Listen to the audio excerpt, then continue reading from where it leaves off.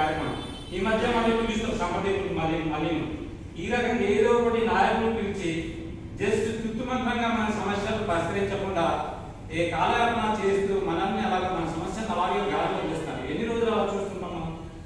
పేరు Kottan Srinivasu, Andhra Pradesh teachers federation రాష్ట్ర కార్యదర్శిని. ఫెడరేషన్ ఆఫ్ ఆంధ్రప్రదేశ్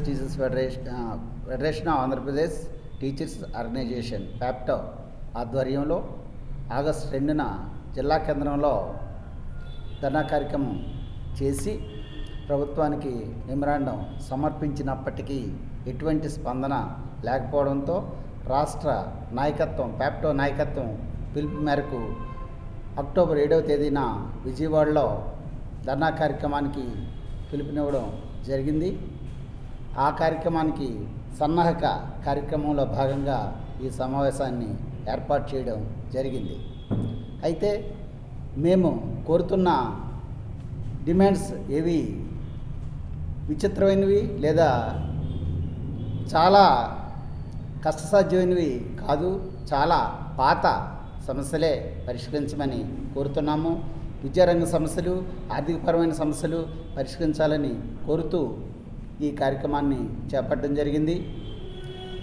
ఆంధ్రప్రదేశ్ ప్రభుత్వం ప్రతి వ్యక్తికి 25 లక్షల రూపాయలతో బీమా కార్యక్రమాన్ని చేపట్టడం జరిగింది.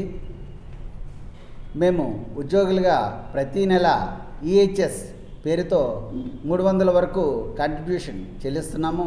అయినప్పటికీ 2 లక్షలు మాత్రమే మాకు వర్తిస్తుంది. అలా కాకుండా మాకు కూడా 25 లక్షలు వర్తించే విధంగా ఈహెచ్ఎస్ని మార్చమని కోరుతున్నాము. అదేవిధంగా జూన్ 25న బదిలీలు అయ్యారు చాలామంది ఉపాధ్యాయులు. రిలీవర్లు లేక ఇంకా అదే ప్లేస్లో 3 నెలలు అయినప్పటికీ కొనసాగుతున్నారు.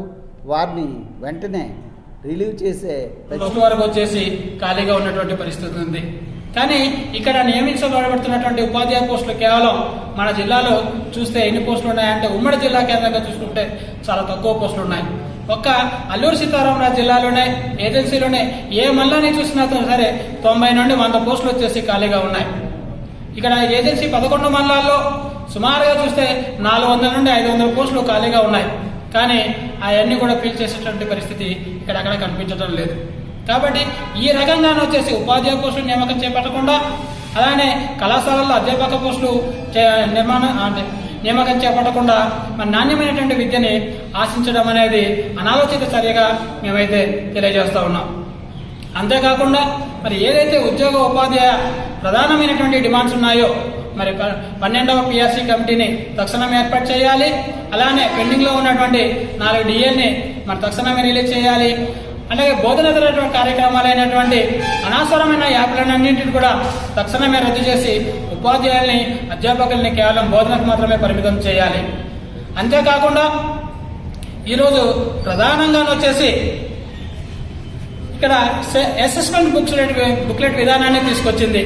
ఈ విధానం వల్ల అక్కడ విద్యార్థులకి కానీ ఉపాధ్యాయులకు కానీ ఎటువంటి ఉపయోగం లేదు. అది కేవలం కాలయాపన చేసి టైం వృధా చేయడానికి తప్పిస్తే కానీ ఎటువంటి ఉపయోగం లేదు. కాబట్టి ఆ విధానాన్ని తక్షణమే రద్దు చేయాలని చెప్పేసి ఈ సందర్భంగా ప్రభుత్వానికి మేము తెలియజేస్తా ఉన్నాం. అంతేకాకుండా 2022 నుండి ఇప్పటి వరకు వచ్చేసి మరి ఎరైన్ లీవ్స్ అనేది ఇప్పటికి కూడా మరి ప్రతి ఏటా మేము పెట్టుకుంటున్నాం. కానీ ఇప్పటికి కూడా వచ్చేసి ఆ ఆర్థిక బకాయిలన్నీ కూడా చెల్లించినటువంటి పరిస్థితి ఉంది. మరి తప్పకుండా ఈ ప్రభుత్వం మరి ఆర్థిక బకాయిలన్నింటిని కూడా తక్షణమే చెల్లించి మా యొక్క న్యాయమైనటువంటి డిమాండ్ని పరిష్కారం చేయాలి. అట్లా కాకుండా మరి కాలయాపన చేసినట్లయితే వచ్చేసి తప్పకుండా ఈ యొక్క ఉద్యమాన్ని మరింత ఉధృతం చేస్తామనేసి మీ ద్వారా ఈ ప్రభుత్వానికి మేము తెలియజేస్తా ఉన్నాం.